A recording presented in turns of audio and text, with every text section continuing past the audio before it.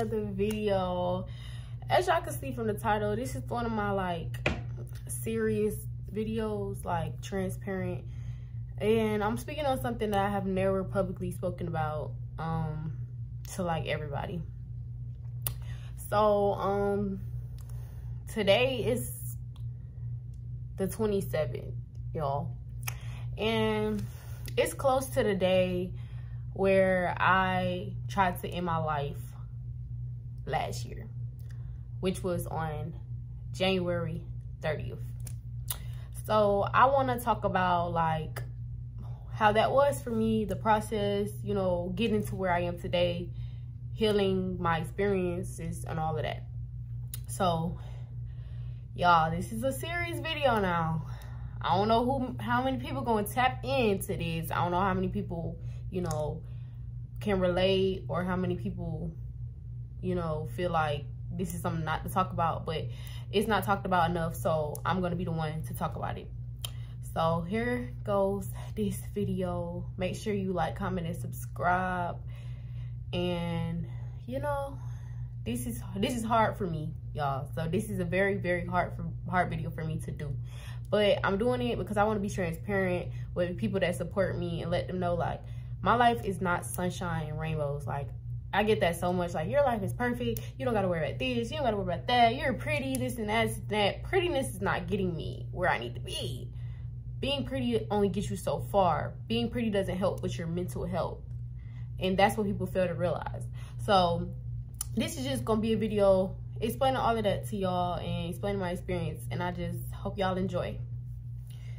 So to start off, I'm gonna talk about like what led up to what happened. So at this point in my life, I had a lot of things going on that I did not talk about. I kind of just partied my way through school and just ignored the problems and kind of just coped with them in my own way, but I didn't talk about it. Only one like close friend knew everything that was going on, but even then I was still holding back certain stuff. So my relationship with my dad is not good. It had gotten really, really bad, and it started to affect me because growing up, I would say that I was a daddy's girl. And yeah, like my dad not being the same dad I had growing up, it kind of just like traumatized me in a way. It made me feel like, why? Like, what did I do that you don't want to be the same dad that you were to me? So that was affecting me. I had lost my grandma. This is tatted right here. I lost her in 2021. So that was really hard for me. It was affecting me a lot.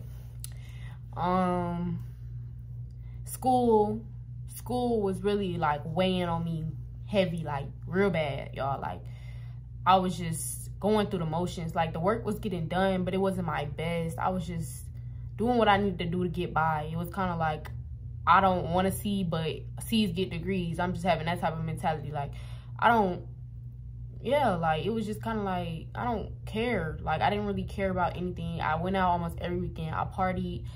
I had people around me that genuinely didn't care for me. I didn't care. I just wanted to not feel anything. And I was with my ex for almost 2 years, and we had broken up, and that weighed on me a lot too. So it was just like everything hitting me at once. Like, can I catch a break? That's kind of how I felt. Like, can I catch a break? Like, can I catch a break? I just want to live. Like, please. Like, I'm trying. Like, God, I was calling on God. I was calling on everybody. Like, and the one person I didn't call on was my mom. And I kind of felt bad after everything happened, because it's just like, why didn't I tell her? It was kind of hard, like, to talk about that type of stuff to my mom. Especially, like, I wouldn't say mental health don't matter in Black households, but it's kind of looked over. Like, therapy isn't something that is gotten when needed. It takes, like, people. Like, it takes yourself to go get the help you need. So I didn't really talk to anybody about it. And this particular night, I was just overwhelmed, like, with everything. And I wanted to be done with it. Like, I just wanted to be done. So I swallowed a like a half a bottle of pills. It was stupid. Now that I look back on it, I'll be like, that was really dumb, Maya. That was really dumb. But at the time, it just made sense because I wanted to be done. Like, I didn't want to keep going through the motions. I didn't want to keep going through the pain, the trauma, past experiences. Like, I didn't want to keep doing it. I just wanted it to stop. And the good friend that I said I confided in, I'm not going to say her name because I'm just not, like, she know who she is. But the good friend that I confided in, I basically text her. I didn't text really anybody else. I texted her and I told her, like, I love you. And thank you for being a good friend to me. And I'm sorry, y'all. I'm trying not to cry. But I texted her and told her that. And she knew something was wrong. Because, like, we wasn't talking. And when I, like, out of the blue texted her that, she was just like, Maya, what's wrong, what's wrong, what's wrong? And I just told her, like, I don't want to do this no more. And so, oh, y'all, I'm trying not to cry. Oh, Lord. Okay. Woo. Okay, y'all, I'm back. So, I told her, like, I don't want to do this no more. I just don't. And by the time she got there, I had already been unconscious for, I don't know how long. I had already been unconscious. I don't even know if I was breathing or not, but she ended up calling the paramedics and ambulance, and they came and they ended up being able to wake me up. So at that moment, I don't know if it's all schools, but my particular school, when something like that happens, and I was in my dorm room at this time, when something like that happens, they're not gonna take it lightly. Like, they're not gonna just let you go back to school. And no, I thought that, y'all. No, disclaimer. No. It's not gonna happen like that. So they took me to the hospital, and I'm thinking when I get to the hospital, they're just trying to make sure I'm fine, like make sure like the pills that I took aren't still in my system. Like, I'm just thinking, you know, the usual, like they just finna do this and it's gonna be done with. I thought wrong, y'all. It's not funny, but like I really thought that, and it's like, why did I think that? But basically they told me, like, you can't go back to your dorm. And I'm like, why not? Like, I'm good. I'm not feeling like that. It was an honest mistake. They're like, no. So they ended up doing an intake on me at the regular hospital. And they was like, I couldn't leave until I had an evaluation done. So I'm thinking, like, okay, I get the evaluation done. I get to go home. No. So I got the evaluation done, and they determined that they wanted me to go elsewhere. So I'm like, I'm telling y'all I'm good. Like, y'all need to believe that I'm good. I just want to go home. They're like, no, we don't, like, no. So I ended up being taken to a mental hospital called Willowbrook at Villarica. There's two of them that I know of. Willowbrook at Villarica and Willowbrook at Tanner. And I was at Willowbrook at y'all. I can't get this. Willowbrook at Villarica. So when I went to Willowbrook, it was like an hour and a half away from Columbus, which is an hour. That's about 3 hours away from Atlanta, where I live at. So y'all, my mama did drive to the hospital. She drove to the hospital, but she wasn't able to see me till the next morning. And we talked and stuff. And then I realized, like, I wasn't gonna be able to leave. And I'm telling her, like, can you let them tell you to let me go? And she's like, Maya, you're an adult now. Like, it's not what I say goes, what the doctor says goes. Like, you're an adult. And I'm just like, no, like, I want my mom. Like, you're my mom. Tell them to let me go. And she's just like, it's nothing I can do. So when I got to Villarica and I got to Willowbrook, I was just scared. Like, I was so scared. And then I'm thinking, you know, like, I'm only have to be here a night. No, I don't know why I kept thinking that this is just gonna be something that was just like, okay. No, it wasn't, y'all. Like, I had to be there. Like, when I did my intake, they was like, yeah, we think we're gonna keep you to 5 to 7 days. And I'm like, 5 to 7 days? Who? Me? Like, me, Maya K. Y'all finna keep me for 5 to 7 days? I'm finna be in school.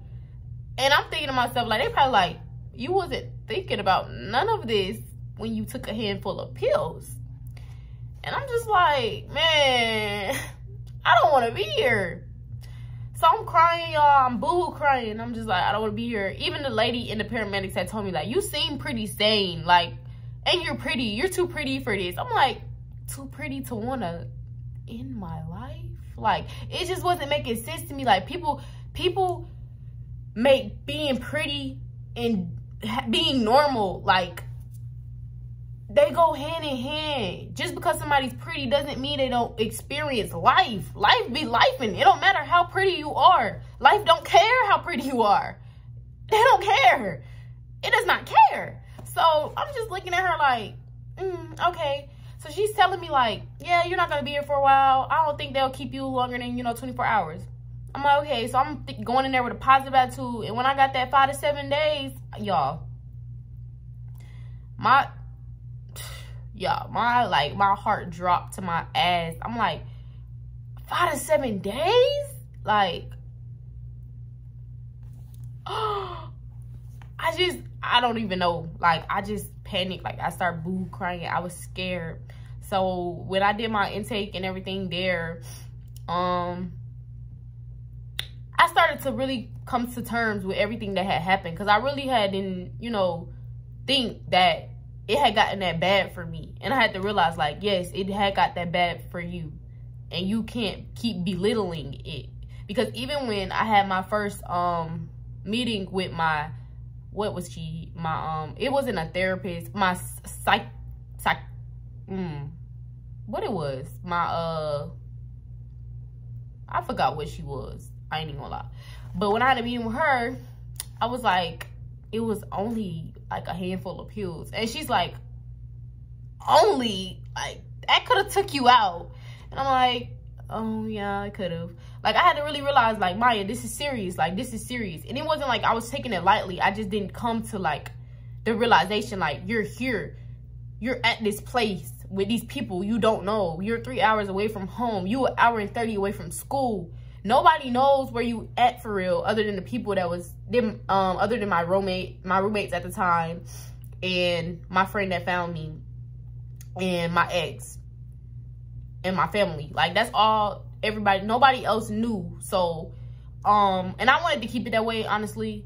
That's why this is the first time I'm like really speaking on it. I really wanted to keep it that way. I wanted to keep it low key. And even when I went into like the group chats at school, like, they was talking about me, y'all. Like, it wasn't even about me because they didn't know it was me. They just said somebody, like, somebody overdosed, somebody this, somebody that. I'm just like, please don't say my name. Please don't say my name. Please don't say my name. Like, I didn't want nobody to know. And I wasn't embarrassed. It's just like, I didn't want nobody to know. I don't know why, but I didn't want nobody to know. And maybe I was a little embarrassed. And I can admit, I might have been a little embarrassed. But it just wasn't, y'all. It wasn't nothing to play with. So I got there, and I told myself, I'm not taking no pills. Like, y'all are not finna give me any pills. By night 2, I was taking the sleeping pills there because I couldn't sleep. I didn't know where I was. It was very uncomfortable. It was cold. I didn't have any clothes other than what I wore, and I couldn't wear it because we couldn't have hoodies. And my Ugg boots, they just took the shoestrings out of them, and I wore my Ugg boots that I had. But y'all, I was cold. I wasn't hungry though. That's one thing I can say, y'all. I was never hungry in there. Like, 3 meals a day. The times was a little iffy. Like, dinner was like at 5 o'clock, 6 o'clock. But like, y'all, that food was busting. Like, I was chowing down. I had gained like, I think almost, I want to say like 15 pounds while I was in there. So, y'all, if y'all wanted to know, like, where my weight came from, like, on Instagram, like, everybody like, where your weight came from? And I'm like, I didn't do anything. I just ate. That's what I ate good. So, yeah, that food was really good. But, yeah, y'all, like, I started to accept it as I came, you know, as I went to the group. And I met some cool people. Like, I met girls that were older than me, that were black, that were going through it worse than me. And some that just genuinely made the same mistake that I did. But when I was talking to them, we having a blast, y'all. Mind y'all, these sleeping pills are a little strong. So we sleep half of the day unless we got to go to group. Or we have to eat. Or we just in the TV room. But other than that, y'all, no. Like, these girls was normal. And I'm like, I'm normal. So I know that other people are struggling with this because I see other people in here that are like me, that have been through worse or similar. So as I did the like group activities and stuff, I learned how to, you know, develop certain coping skills that will help me in the future, so I, you know, don't have this happen to me again. I developed those. I developed a lot of stuff that helped me. And I keep looking down, y'all. This is my folder. This is my folder. It got like, I still kept it because it got my stuff in here that I need, you know, to help me. Like, this is my after visit summary. Y'all know if y'all ever been in the hospital, even a regular hospital, they give you that. But I was in there doing word searches, y'all, like word searches. I still got some in here that I didn't even do. They sent me home with a whole bunch of stuff. Like, this is a whole bunch of stuff they sent me home with that I used. Like, I genuinely used this stuff to better myself, better my life. Like, genuinely. I did. They recommended counseling. I did counseling through my school. That definitely helped me. She helped me so much. Like, if you are a CSU student and you're watching this and you need help, I recommend going through the counseling center. I'm not going to speak for every counselor they have there or every therapist they have there, but my personal therapist, she helped me. And I'm not going to say her name because she no longer is a therapist there.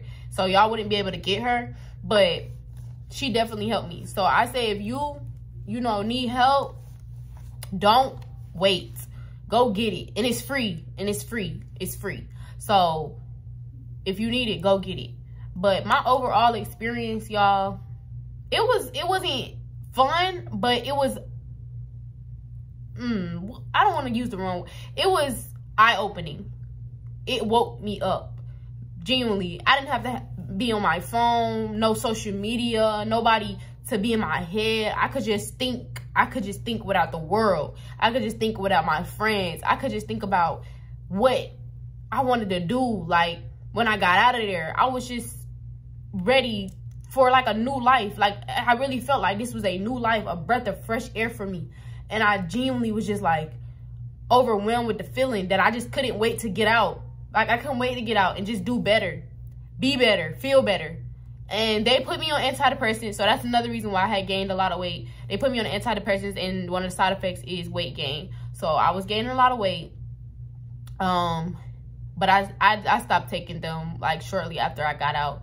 And I still take the sleeping pills every now and then. They work. Like, I be out like this. But the only downfall is they're very strong. So if I have something to do like the next day, y'all, I will be still sleepy 2 days later. Like, they're very, very strong.